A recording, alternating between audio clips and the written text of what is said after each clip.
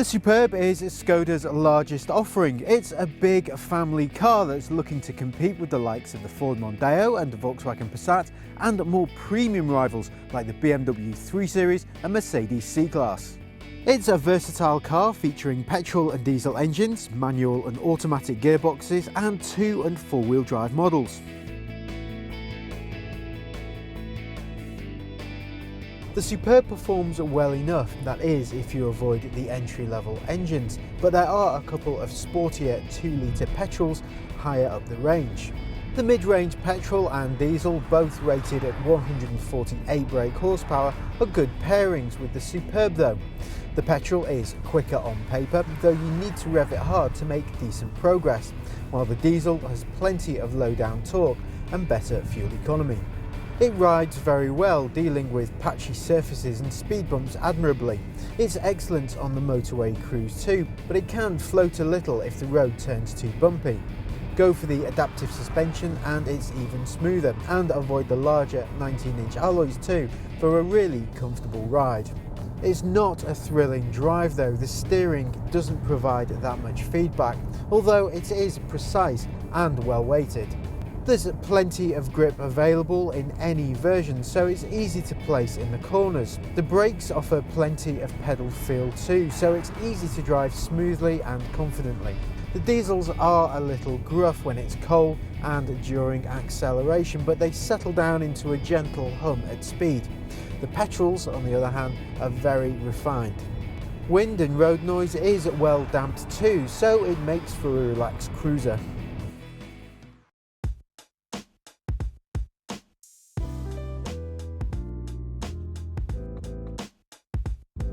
Although there's more adjustments higher up the range, all versions get seat height adjustment and the steering wheel also adjusts for reach and rake. All the major controls are sensibly placed and within easy reach. Forward view is clear, but the high window line and thick rear pillars mean that the over-shoulder view is a little obscured. The big mirrors help eliminate the blind spots, but low-level objects might be a bit hard to spot. All models come with a decent level of infotainment which covers most bases. You get Bluetooth connectivity, aux in, DAB radio and steering wheel controls. There's a 5-inch touchscreen on the entry-level S car, and this increases to an 8-inch version on the SEL, which includes sat-nav and integrated Wi-Fi. It's easy enough to use, and the larger screens have larger icons, which makes it easy to look at a glance, although it's not as intuitive to use as the BMW iDrive system. Fit and finish is top quality with high-grade materials in all the places you're likely to touch often. There's some scratchy plastics lower down and out of sight, but generally it's soft touch everything. Even the cubbies and door bins are carpeted or rubber lined. Along with nicely damped switchgear, it's a nice environment.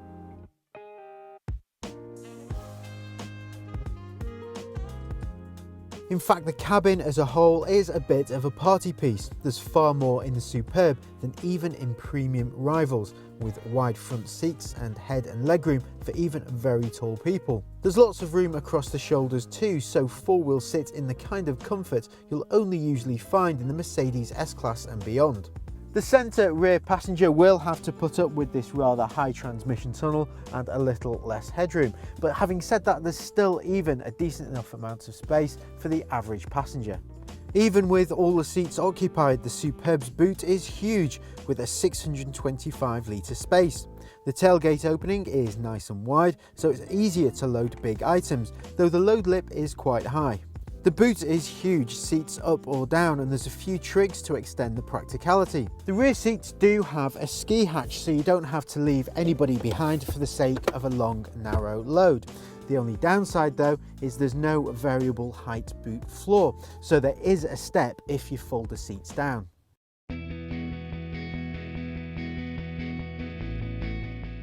For the price, the entry-level S is better equipped than many of its rivals, and the top-of-the-range version does offer great value compared to more premium offerings, but it is a little pricey alongside more mainstream rivals.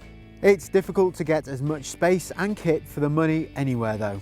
Other than high-power petrols, it's reasonably cheap to run too, with good fuel economy and low tax. The Superb's depreciation is fairly gentle and servicing costs are competitive. Skoda's reliability record is excellent, featuring near the top of our reliability surveys for a number of years, performing better than sister brands Volkswagen and Audi in the most recent. Every Superb comes with stability control, 7 airbags, automatic city brake assist and post-collision braking system. It's not much of a surprise then that it scored 5 stars in the Euro NCAP crash tests, with 86% in both adult and child protection categories. The Superb combines a vast amount of interior space with a classy cabin and levels of equipment that's difficult to match for the money. Add in a very comfortable ride and the result is something that shames many premium cars for the ownership experience. It's not quite as good to drive as some of its rivals and looks a little pricey in the upper reaches of the range, but otherwise it makes an extremely compelling case for itself. For more information, search for the Skoda Superb on whatcar.com, and to keep up to date with all our latest video road tests, click subscribe.